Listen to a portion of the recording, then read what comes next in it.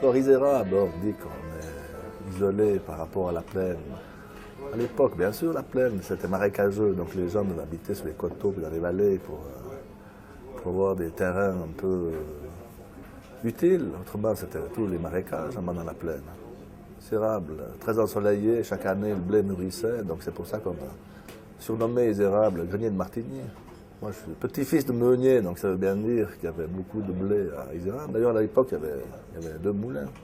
Puis le changement un peu, c'est la construction du téléphérique en 1942. C'est là que...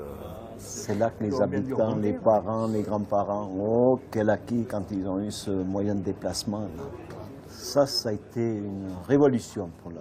Bien sûr, avant, tous les matériaux, surtout le ciment, c'était tout pour les constructions. Puis bien d'autres choses encore, c'était tout à dos de mulet.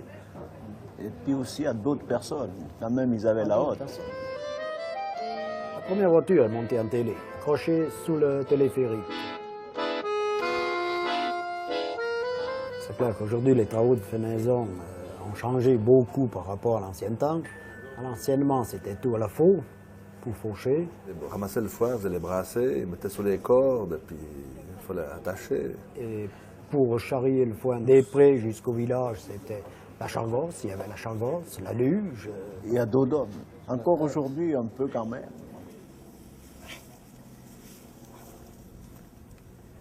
Je partais quand le soleil commençait à se lever, portais le déjeuner au faucheur, puis après étendre.